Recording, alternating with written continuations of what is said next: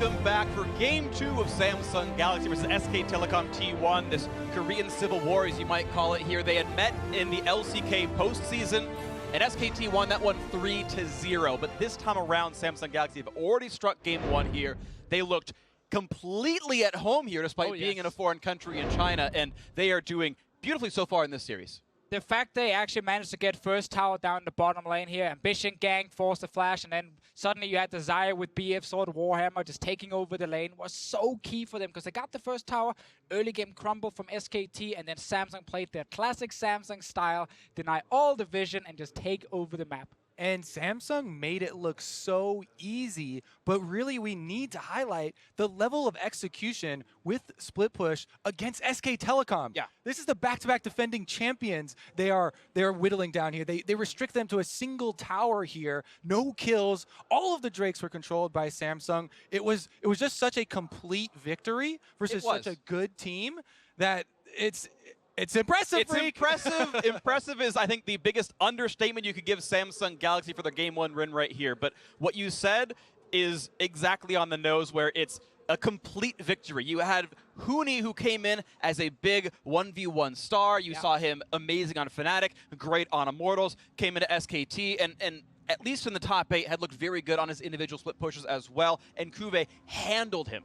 Exactly, where SKT tried to counter the bottom side, they ended up losing that setup, and of course Samsung tried to counter the top side, as you just highlighted, and CuVee won that. So suddenly, they were winning lanes everywhere on the side of Samsung, and we have to say it, SKT need to show more if they want to beat Samsung. That was not a good performance in the first game, and that's why they end up getting 1 tower, 0 kills in the first game. We need more from the world champions. Well, we have seen them try other things. Again, I point to Wolf, where he's played 9 unique champions so far at Worlds 2017. Most of them have been on that Lulu, but we saw his Leona was successful in the Royal Never Give Up series in their semifinal.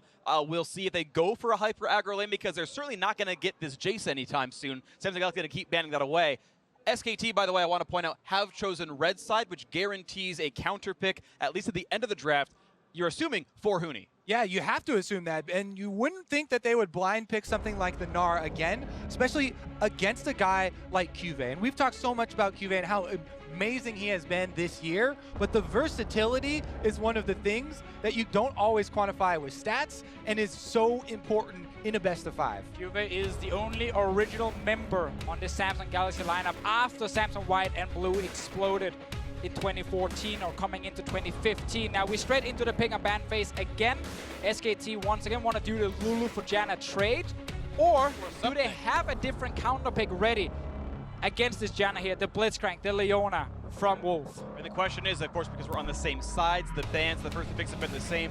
What is it that SKT thinks that they will do different? Is it a first phase mid lane pickup to give FLICKR the better matchup on the Talia or something like this?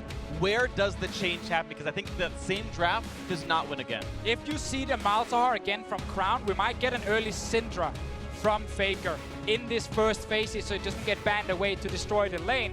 Or he looks to his Talia. Talia was banned last time, and it is an important one, but SKT is sticking to the exact same thing. The run back, boys. Both coaches extremely confident in their part of the first game, and it's going to come down to the second bans. Will we get some deviation here? So we've seen this before, which was CLG against SKT at MSI last year, and SKT won the run back just the same. It was 2-0 to the winning team. Look at the second phase bans. Do we get a cannon ban now if they want to take the Gnar again for Huni, or do they just last pick top lane and take the Cassiopeia earlier in the draft? Yeah, because last time it was a Jarvan ban before the Shen. We're going to see quite possibly the same mid lane bans that was a Syndra last time. Talia would join that if we're going to play the same draft carbon copied. Samsung Galaxy going to play, so far, 8 clicks in, the exact same stuff. Ooh, they're putting the clamp onto Ambition here, though. Looks like they want him on a squishier champion, so that would make me think they would want to play more off that mid lane and jungle. Okay, 2 things right here. A lot of mid laners actually like to play Malzahar against the Ryze, but FLICKR doesn't care. He wants a champion with an ulti that can go to side lanes. That's what Ryze can bring, a lot of pick potential and roaming. Second, they're now saving last pick for Huni. It's what we talked about. He's not taking the Gnar and letting CuVee play Kennen. Will Huni just grab the Kennen himself, or does he play his Camille The against gauntlet Gnar. has been thrown down here from CuVee. Will Huni answer? They want to get him something strong for split pushing, and that would be the go-to pick. Oh, he might he's do gonna it. do it. Now, fun little fact here. They asked SK Telecom what skins they would want. Yes! And Huni said he wants a Yasuo skin. Now, if you want a Yasuo skin, You better win a game with it. At Worlds, down 0-1. Kobe, I'm sorry for stealing your point, but I had to jump in. We've seen Yasuo Gnar before. Misfits did it, and it lost. It did lose against TSM. It was fine in the laning phase though, but they never got the Yasuo into teamfights early. Let's see. Huni right now can look to try and kill the Gnar in his lane, or he can look to roam with SKT, especially with the Gragas, and then just force fights together. Good engage from a Gragas, sets up a good ulti from a Yasuo, and suddenly someone on Samsung will die. and even though we put so much emphasis on knocking down the first turret and the extremity to which Samsung was able to use that gold to orchestrate the way the entire game went, SK Telecom puts all of their changes into the solo lanes here. And so much confidence in Huni. Yep. We saw in the last episode of Eyes on Worlds how Huni had the gangplank against the Shen. It didn't work, and Koeman was like, listen, this is your fault. We trusted in you with this pick. The same thing is happening now. They're saying we can take the same draft almost all the way down to the last few picks, and Huni, you can actually counter pick this Gnar and beat it with Yasuo. And I also just add on how crazy it is that SK Telecom opt to ban that Zac instead of, the Jarvan for Ambition. So he ends up getting one of the premier picks for the entire tournament because of the range of the engage and how annoying Zac was for them. And it is Ambition's second Jarvan game of Worlds 2017, and we are on to Summoner's Rift, and that champion on your screen right there, Huni, wants to be a champion himself. He came close 2 years ago, World semi-finalist with Fnatic. That was the European Dream Team. Best Europe's done in quite a while. And he joined Immortals on North America and never quite made it to Worlds. Came back to Korea, the team he had practiced for before, now in the World Final. Huni has always been such a controversial figure because when he dominates so heavily on picks like this. However, when they fail in such a spectacular manner that he gets an incredible amount of flack. Yeah, and let's then talk about the risk of picking Yasuo now that you mentioned the flack he might get. Because Yasuo in teamfights against things like Janna is very hard to play, so Huni needs to do well in the early game. We should see SKT have Peanut and FLICKR play on top side to make sure Huni is getting ahead. And so much about Yasuo in the matchup is abusing the mobility advantage because you want to take advantage of this Gnar when he's in mini form. Yasuo has always been this counter pick because you get to go in for these concentrations, not restricted by cooldowns. And Ambition has to flash away from what would have been a body slam. He locked in a fog of war, maybe a bit more than he wanted to. And again, SKT are controlling topside. They want to try and contest this blue buff here. This is something we've seen from SKT before. What they're trying to do is split the map and say, Peanut starts enemy blue buff, so Ambition will go to SKT's blue buff, and they're fighting now. And a knock-up right there to the chase in. Do they have what they need to knock down CuVee? He's going to go for the wall, flash over it, but he's now late to lane, flashless, and likely TP-less as well. Huni going to stick around as well and help out Peanut with this blue buff. And like you were talking about there, Deficio, before, we've seen this so often where junglers try and split the map here basically by taking the resources away from the top side for Ambition, so he has less incentive to go top side, and it would be a bigger opportunity cost if he actually went to try and influence that Huni matchup. Exactly, and it suddenly means Huni can play very aggressive early on in the laning phase, knowing that his jungler is around. Ambition didn't get blue. Yeah, it also means that it is incredibly predictable for the answer here. As soon as you take away topside blue from Ambition, he would want to go answer, steal away SKT's blue. However, the quick movement from Bang and Wolf, as well as FLICKR being on this Ryze and the power of this mid lane matchup controls it. We did talk about Misfits before with the Yasuo. Therefore, I want to mention a jungle path you can take in Ambition's situation if you want to gank top. And that is do your wolf camp and then sneak behind the blue buff and jump over the Baron wall and appear behind Huni to surprise him. Maxlaw did it. Right now, though, Ambition is just farming and he's very low. Got no mana. He went for the machete, as hard as you tend to on Jarvan. There is no gank coming in for Ambition for a while without this blue buff. Nice little jukes play coming out from CuVee. Gets a nice trade on Huni. Pushing her turret, though, will be up in farm by quite a bit.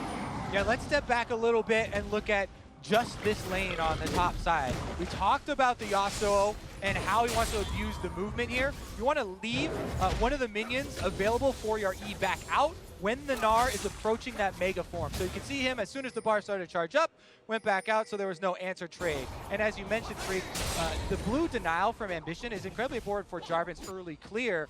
Now he can't support that top lane matchup. Everything is so intertwined here and really does affect the solo lane matchups. And Yasuo can also block the boomerang from Gnar, so there's no reduced cooldown on it. You're not landing any good poke, and then Yasuo is just safe, jumping around the minion wave and constantly trying to threaten you in mini Gnar. Typically though, on the professional stage, we don't see kills level 2 and 3 in just pure 1v1 laning. Huni is getting control at the moment, but CuVee is playing it very safe and not dying.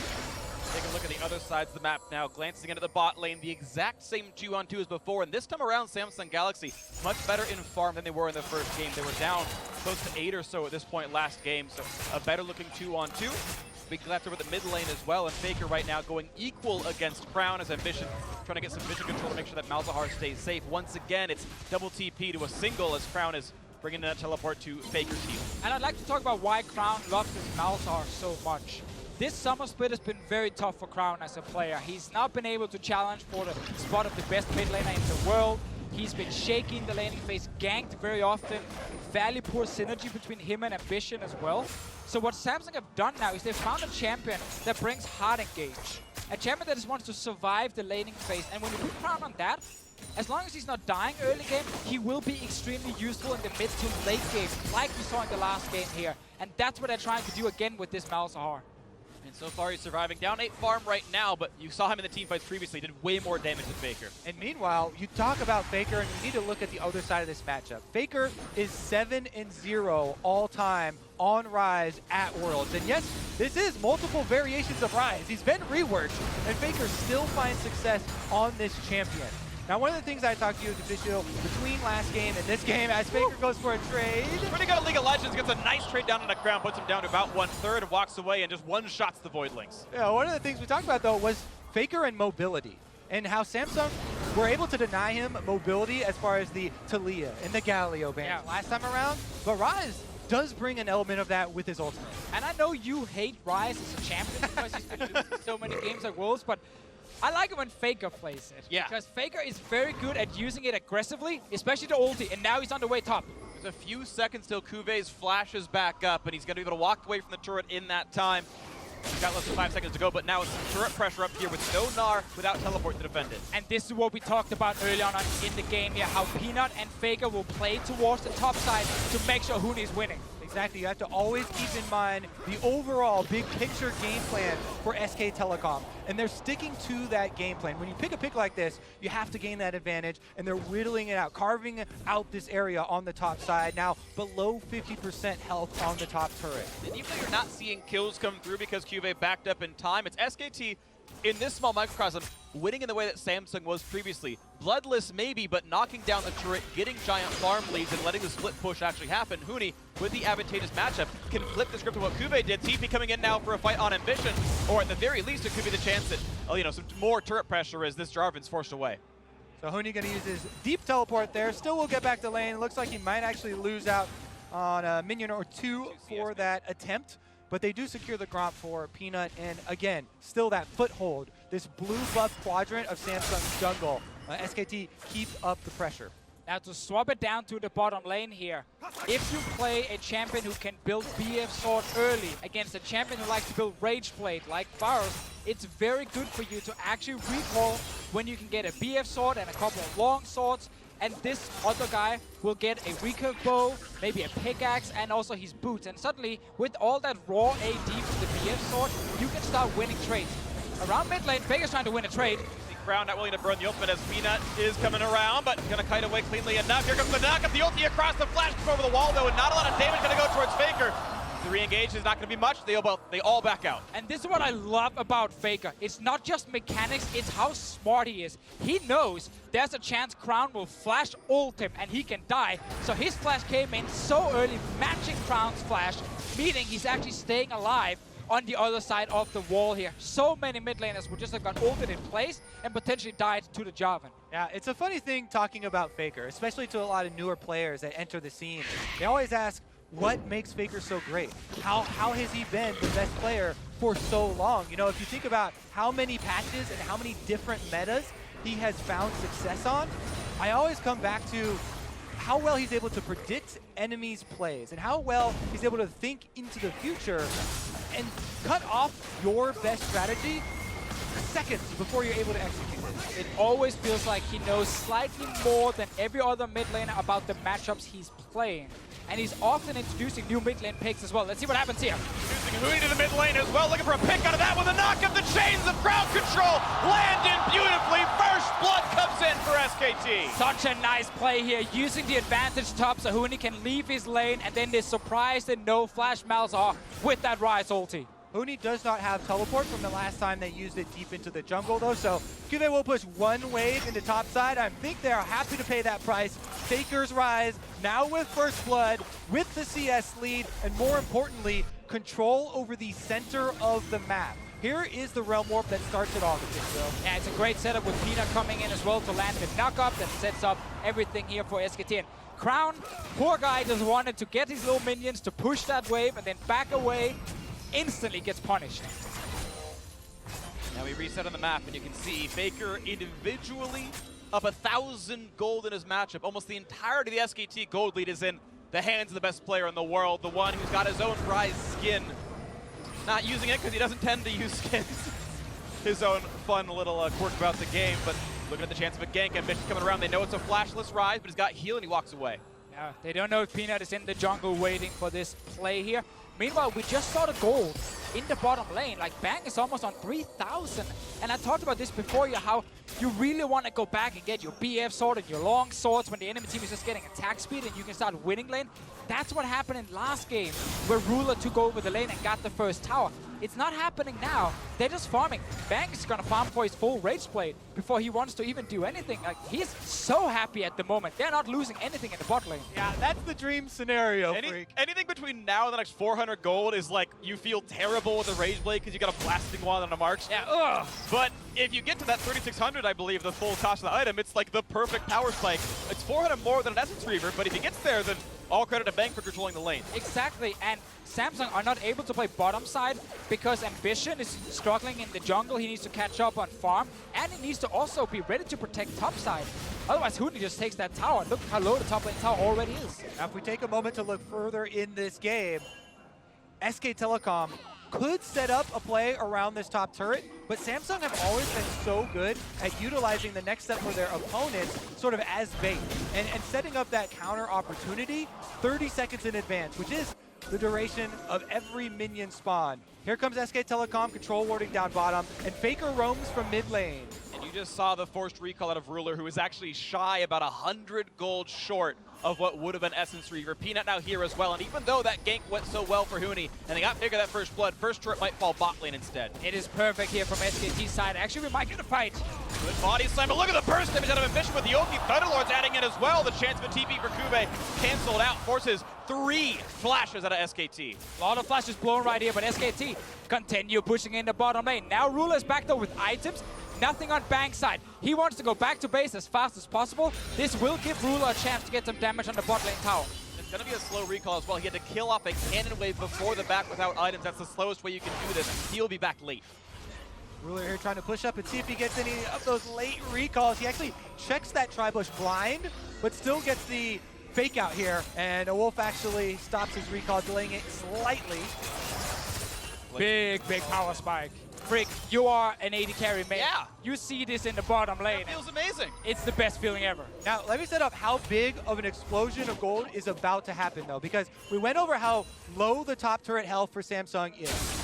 The bottom as well, setting up an Ardent Sensor plus Rage Blade buy could again be another visit from Peanut, from FLICKR, who has that important control of the mid lane, just to get these objectives. You don't even have to follow through on a dive. You don't even have to follow through on a full roam. As long as they threaten and are able to get the objective, this gold lead that SKT have right now without any turrets could just explode off the map and be the opposite story we had in game number 1. And that's why you gotta respect that SKT go into this draft in game 2 and say, yeah, the first 3 picks were fine. We're gonna do the same thing again.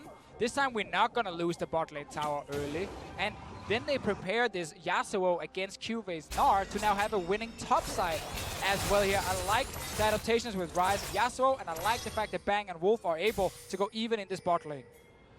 Put the faith in Huni. So far, so good. He got that assist on First Blood. Mountain Drake spawning, but Samsung Galaxy not that same pressure over bot lane. And again, same matchup, and yet SKT doing much better now in the 2-on-2 as far as overall lane control. They got a bit of help from Peanut, of course. That's nice as well. But this game, though so much of it is similar, looking so differently, well aimed for SKT.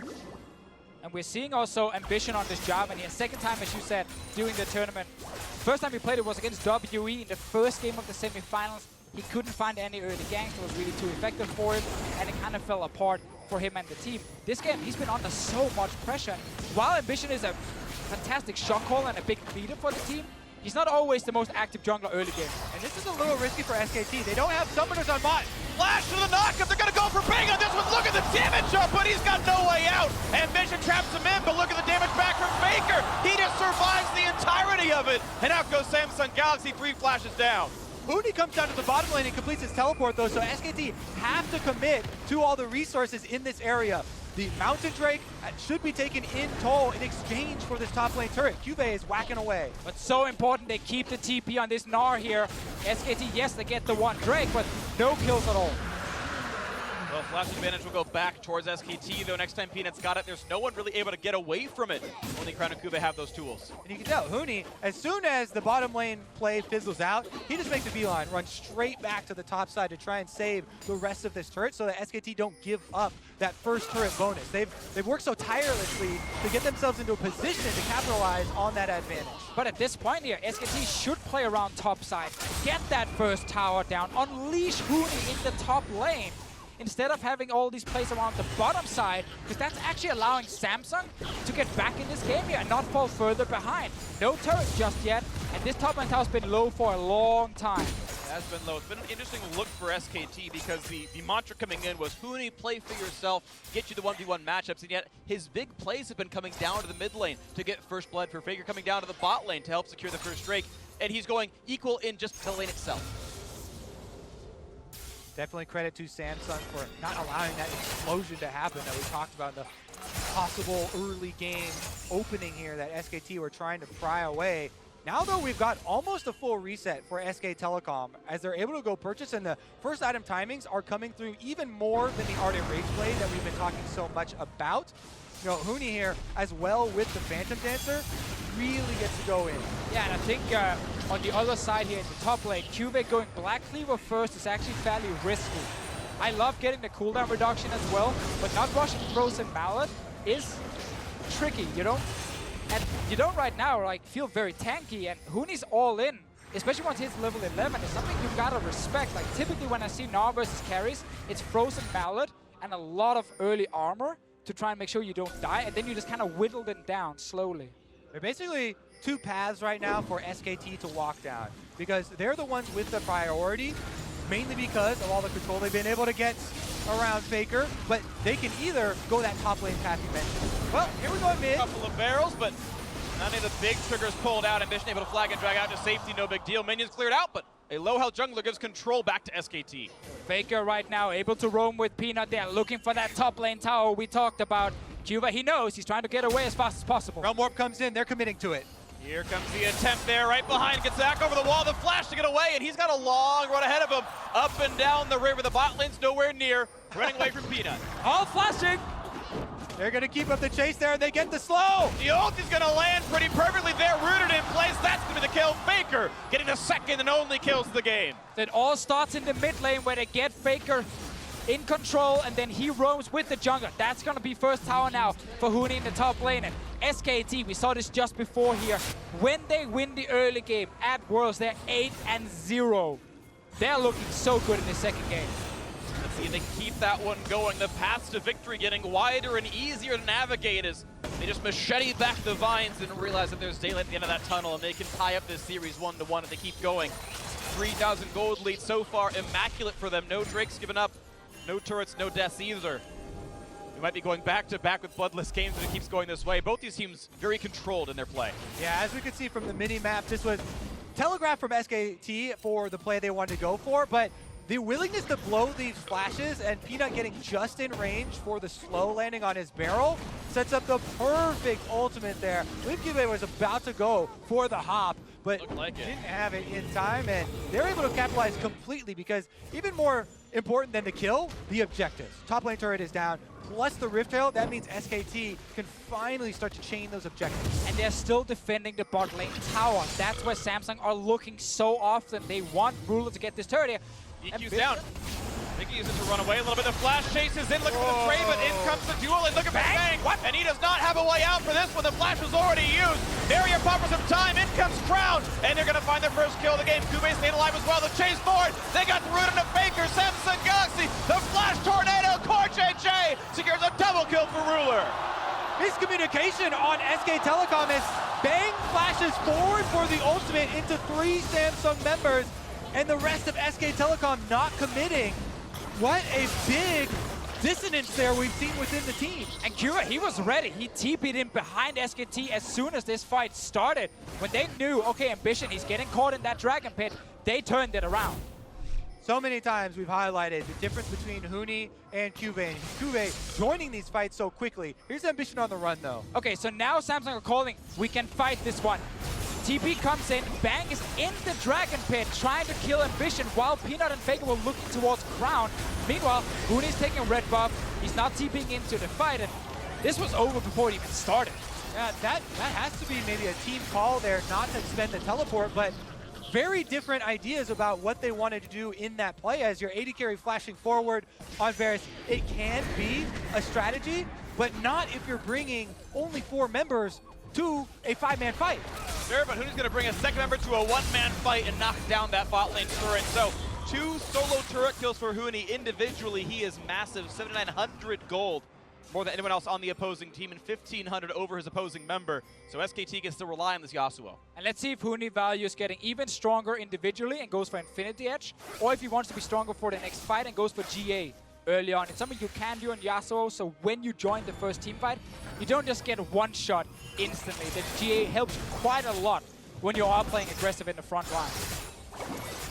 Yeah. Aggression can be SKT able to pull the trigger a bit more frequently with these fights, especially when they do bring Huni with them. Mid lane traded back and forth for now as the next Drake has spawned, and looks like mountain number 2 for SKT seems likely. No one here to push this. Crown staying topside. Does have teleport around. And there are a few wards behind SKT, but Samsung not in a position to fight.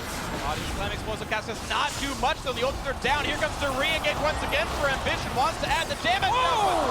Look at the blade call around a Ruler. Do they have the my God! Triple knockup. The follow through for CuVee. And he's going to fight for help, but still 1 death comes through. The suppression comes in. 4 kills already. 1 man stands alive, and he's going to fall. The ace for Samsung Galaxy. That was so insane from Samsung. There was so much damage coming in from Ruler, and Ambition bought so much time for the rest of his team. Crown joins after. CuVee comes in from the flank, and that was perfect. Samsung stand tall again around the dragon pit, and this time the rewards are immense. After the clean ace there, they're able to pick up Baron.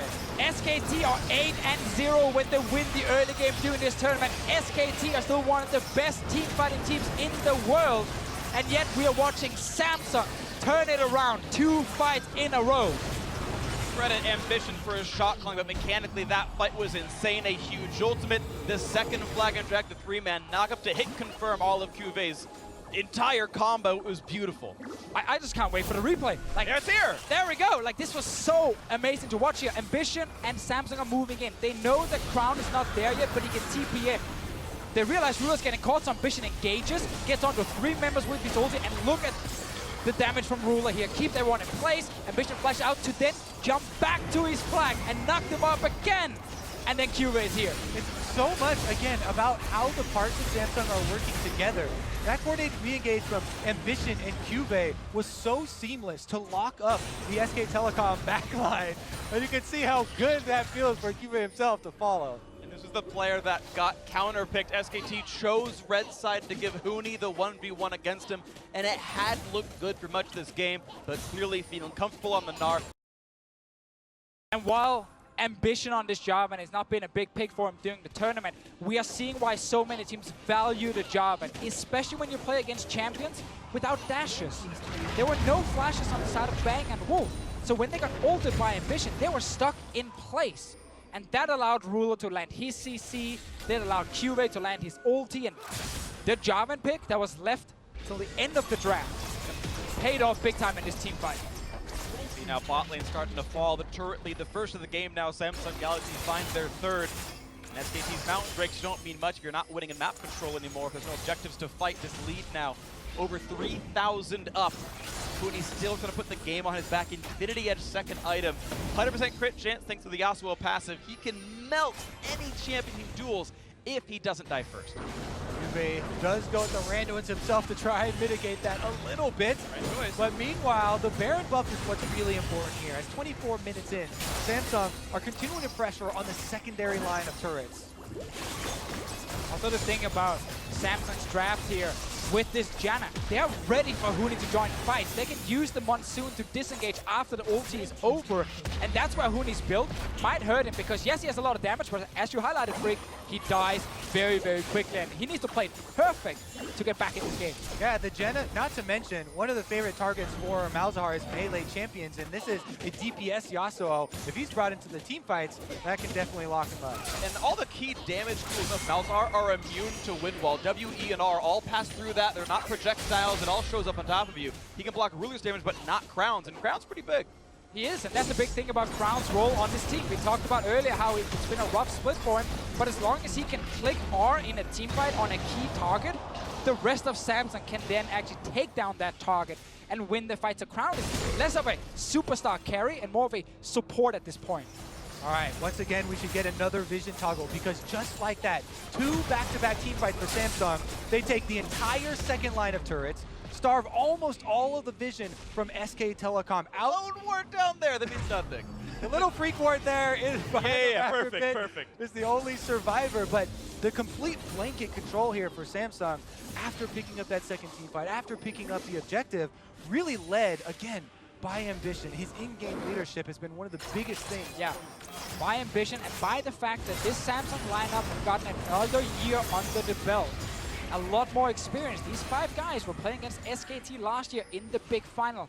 Lost the first 2 games, looked nervous, were all over the place. They're looking like the team who's more in control and ready to turn around the big fights, especially Ruler on this Xayah. He was a rookie last year when he made it to the World Final. Now he's not a veteran just yet, but he's getting there. Yeah, they're looking confident and they're acting confident as well. You see, even before the game started, in Ambition's interview, he talked about last year, we had to go reach for extraneous picks here, try and surprise SK Telecom, but this year, we are the better team. And so far, they've shown it. You look at the top 8, and it's very clear Samsung came in looking like the favorites based on gameplay. And it's so funny, I've seen people like give analysts flack for quoting history, but no matter how bad SKT have looked at various years, they always did manage to turn it on. And the question is, when will be the year where someone finally holds up to that level of metal, really? And maybe this is the one where Samsung Galaxy say, look, we know you're clutch, but we are just better than you pound for pound across the team, and this might be the time. This will be the first time where Samsung are then able to say, you know what, this is a playoff game, and we're showing up big time. This team in the LCK, they lose almost every playoff game they're playing. They never made an LCK final with this lineup. And now they might win the World Championships. I mean, the first time Samsung Galaxy with this squad played on a really big stage for something important was the World Final last year. There's no LCK finals to go for. There's no huge crowds for like the regional qualifiers for them, and they finally came to Worlds. And when they were there, they made it all the way to the very top of it. And here, you saw them get on the big stage. They 3-0'd Longju in their first best of 5 at Worlds this year. 3-1 against WWE, which was the regular season champion from China. Now up against SK Telecom, the reigning world champions, and they keep passing these tests so far. And they kept talking about revenge against SKT in this big final. And they kept also talking about how they didn't have to change their playstyle. They're playing the correct way at the moment. They're going to pick exactly the same way they've been doing so far during playoffs, and we're seeing that here. Good bot lane, try and get CuVee, a good match up top. Didn't work in this one game, but then he joins teamfights instead, and he shows up. That's why it's so impressive. If we think back to Champions Select, Samsung, the confidence showing here as well. Happy to run back, and they're posing the question to SK Telecom, who are not used to having to be the ones to answer, because they are the back-to-back defending champions, but they haven't been able to find that answer thus far, and Samsung closing in once again. We gotta then look at, okay, how can SKT get back in this game here? Big wombo combo can happen when you have the Gragas ult combined with the Yasuo. I think actually going for CoreJJ with that combo might be the way in, because if you don't kill the Janna instantly, Monsoon knocks the Yasuo away, resets the entire fight, and then Samsung will struggle. Oh, sorry, SKT will struggle. They're going to struggle for some fight in the top side right now. Looking for the play, but not going to get it. A good silence out of Crown, and Baron up in 15 seconds. And we've seen this song and dance before. Samsung Galaxy playing the vision game for the Baron secures. And those right there, those are actually plays to highlight when you're playing this strategy, because the important part for Samsung is not crumbling when SKT make that attempt at a pick. Here's that vision that you're talking about around the Baron. They're very thorough in cleaning it up. SKT can't see anything. They don't know the red buff being secured. There's a barrel to watch vision. Suddenly, Peanut silenced to half HP. Crown's got ulti. And how do you start a fight if you can't see anything? How do you pick the correct target if you don't even know where the members from Samsung are on the map? Yeah, you know, they will be on the top side, but that's not enough. And ulti here used by Ruler. That's the right choice by Bang, though. Trade ult for ult, get Peanut in for the next one. Look at Ambition, though, looking for a potential fight. Well, it's a 6,000 gold lead. They could pull the trigger. CuVee's here. Knock up, not quick, gonna land on Peanut. Gonna trade the flash for an ultimate. Cataclysm is down. The zoning silence now. Is there going to be a re-engage? CuVee on the chase, but Peanut's got nowhere to go as CuVee flashed to the other side of the barrel. Two more autos. Doesn't land the clock or the iceberg or whatever it is. Peanut jukes to the side. But that's a huge chunk out of Peanut, the jungler, so they're starting up the Baron. They're going to try and draw SK Telecom into the darkness. Huni is here, though. He's waiting for that big knock-up. Oh, Faker's ulti. Round number 2, not going to happen thanks to the silence, and there was just no way in the vision. If you had it or not, it didn't matter, as Baron Nash has been secured by Ambition. 2 straight clean pickups. Here comes the Blade Caller. Really getting a bit low. Redemption gets some health back, but the fight might still continue. Ambition waiting on the wings, does not go in. Samsung able to utilize the health that they chunked out of Peanut and the vision that they had set up prior to earn a huge objective. Even with a little bit early of a smite there from Ambition, they 100% secure this objective, stopping them at the Pixel Brush. 2 games in a row where Samsung understand how to take over the mid lane before going to the Baron. They know if Huni is sitting in the side lane, well then Yasuo loses quite some value for the team fight because he won't be there for the engage. He won't be there for the initial knock-up from a Gragas because he needs to TP into the fight. That's why Ambition are so confident just starting it, engage onto SKT, force them away, take control mid, and then go Baron right after. It's the same setup every single time, and it gives so little counterplay. Such an impressive series here from Samsung so far. And a different story this time around. Peanut, I have to run over for his life. Maybe a bit aggressive, or excessive, I should say, on the ultimate right there. Was afraid of getting chased on, but otherwise had good jukes to not ever be rooted by the Blade Caller. Requires 3 feathers and moves sideways nicely. Mid lane, though, back under siege. Samsung Galaxy, we've seen it before. Yeah, Baron number 2 is the key to open up the SK Telecom base. Brick by brick, Samsung Galaxy are trying to dismantle the SK Telecom dynasty and build a foundation for their own. The way they're doing it is either by outplaying early game like game 1 or outplaying in team fights like in game 2. SKT have been trying to go for these drafts that wanted to win in the early game and then snowball, but it's backfired twice now in this series. Huni is still with the team here, hoping they get a good engage. Try and one-shot CoreJJ if you can. Ruler, nerves of steel, but gets rooted. QSS is away. Ultimate still up for the next disengage tool, but meanwhile, keep your eyes on the mini-map. 2 lanes pushing here for Samsung. Minions in the mid lane, and SK Telecom have to flee. on into this one. He's going to silence. What? That wasn't flash, I'm sorry. Crown walk forward, though, and just turns back around. But they zone them away from the minion wave that's flooding into the top side here. Meanwhile, this entire time, CuVee's on the bottom side, also with a Baron buff, and Samsung slowly close. Now the second inhibitor taken with the turret gun. There's no reason to defend SKT. Back to lick their wounds as FLICKR clears the bot lane. The rest of the team sits by the Nexus, cowering behind their structures for a bit of solace and defense. But Samsung Galaxy now 8 turret kills in. There is not much base left for SKT. CuVee and the rest of Samsung trying to land a little bit of poke before they go for this turret here. Once again, SKT need a big engage, especially from Peanut on this Gragas, but there's no flash available. Lost it before when they also lost the Baron. Ruler, step forward. But he's getting a huge chunks into the turret. The perfect ultimate still, as you're mentioning, the thing SKT needs. No QSS just yet here from Lulu. Still on cooldown. FLICKR can flash snare him, and then they can try and chain him down, but there's a Janna next to him. And they don't have much time to work with either, because Samsung have checked all the boxes. 2 inhibitors down, and super minions making their way into the base.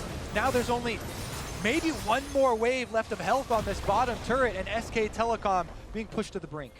Lulu's played pretty much perfectly in terms of dodging away from the crowd control using Quicksilver Sash, Flash, or his ultimate, whichever one's exactly needed. Even knowing the ranges and sidestepping the scale shots when it needs to. This could be the one that the inhibitor turret falls, and if it does, SKT once again likely to retreat without a structure to fight back for them. And QSS is now ready again on the side of Ruler. Peanuts flashes up, another big one for that potential fight. But CoreJJ is so far back. Look at this, he's playing so safe. He knows he could be a target. Cannot be found. A few more attacks will knock down the inhibitor. The flash forward, looking for the play, not going to get anything for themselves. Huni blocks off a little bit. Here comes the Cataclysm, and it could be just that for SKT as they're forced to retreat the Realm Warp just to buy some time. The Quicksilver Sash gets rid of suppression, but it does mean the damage comes through. 2 Nexus turrets left remaining as 1 kill has already come through. Samsung Galaxy hoping to knock down these bricks and build that foundation of greatness. FLICKR silence, the flash for the knockup, but no kill to come through just yet. The turrets fall, and the Nexus in front of their eyes as well, looking to snuff them out as another kill comes through. CuVee transforms back, and Samsung Galaxy are 1 game away from greatness. They can see the finish line, but so many teams have been up 2 games against SK Telecom and been unable to finish. Samsung have a lot of room to work with though, because this is actually a 2-0. Exactly, it is very rare we see someone go up 2-0 against SKT. First game, they won the early game. Second game, they won the team fights. That really breaks your confidence. SKT right now might come into the third game completely changing up their plans, and that needs to work. Samsung are in full control at the moment.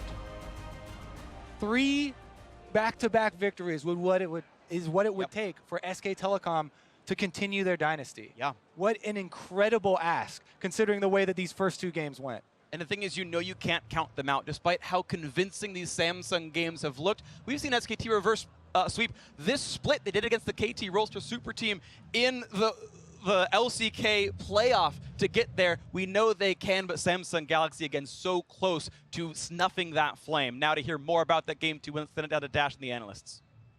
Thank you very much, gentlemen. Last year, it was SK Telecom T1 that was up after the first 2 games, 2-0. This time around, Samsung Galaxy up 2-0.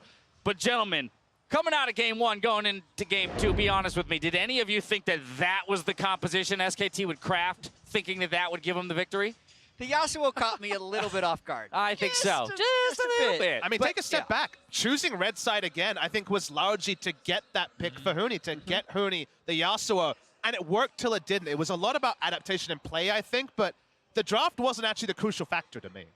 Yeah. No, I think a lot of it really was down to the decisions that SKT made, the fights that they chose around the Dragon Pit 2 times in a row, where it didn't seem like they're necessarily on the same page, where they're not fully coordinated. And when you do draft for a Yasuo, you have to be in a side lane. You have to be winning in that side lane, and when they fall behind, it's hard to come back. John, I think there was a pretty distinct difference, though, at least in the way the early games played out, because this time around, it was SKT with pressure in pretty much all 3 of the lanes. Yeah, and I feel like at first they did attack Ambition. They ended up getting 3 of the buffs. They got the flash out of CuVee and the top side right away, and the Ryze was an early game counter pick to the Malzahar because of how easy he could kill the Voidlings, and it generated a lot of pressure. They had Huni come down mid, get a kill. They had FLICKR go up top, get another kill. Like, the things were working that they had planned with the red side for the game 2 to try and do to Samsung what Samsung did to them.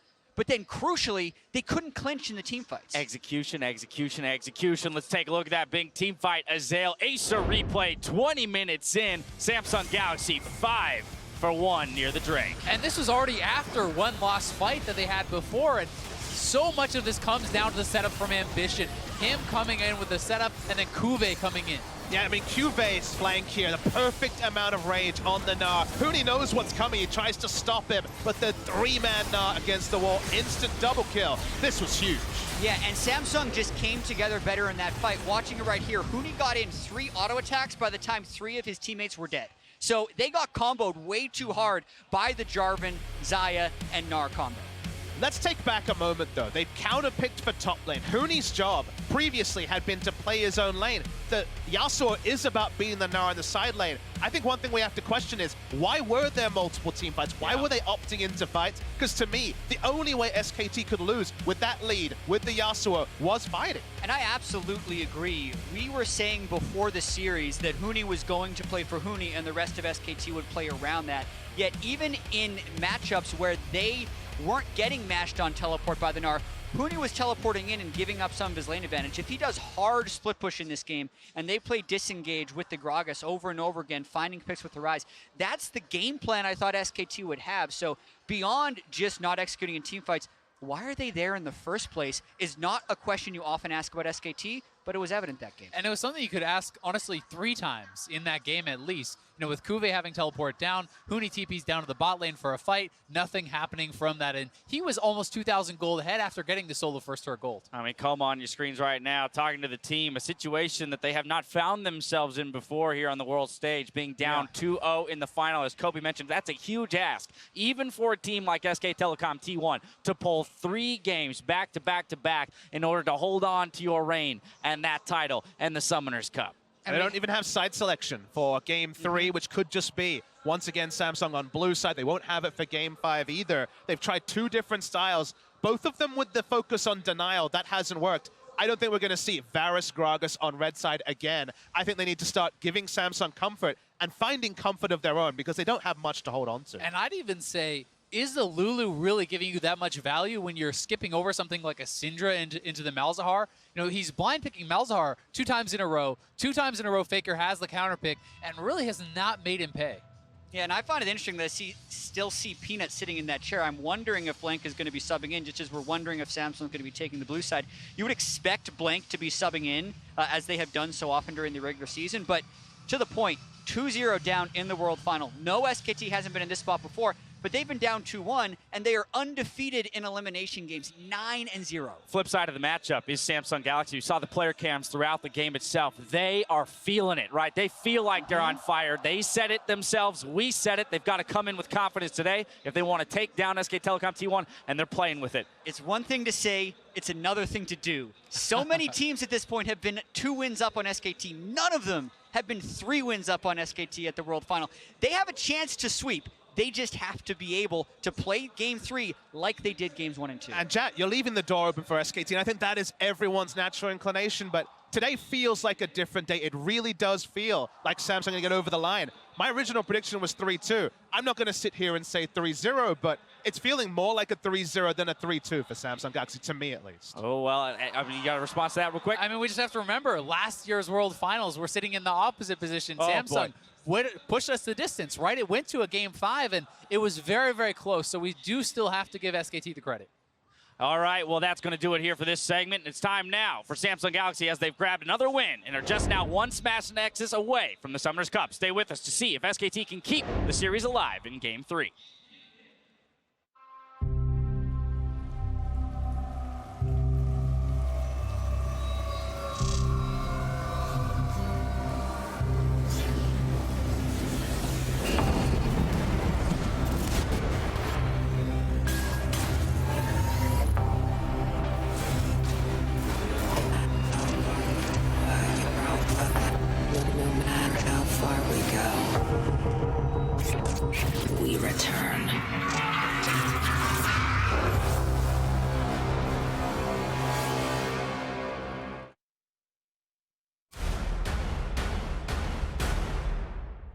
Untamed power.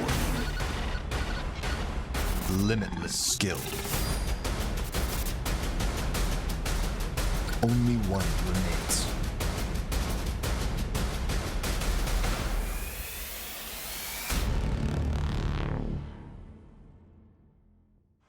Summon your strength.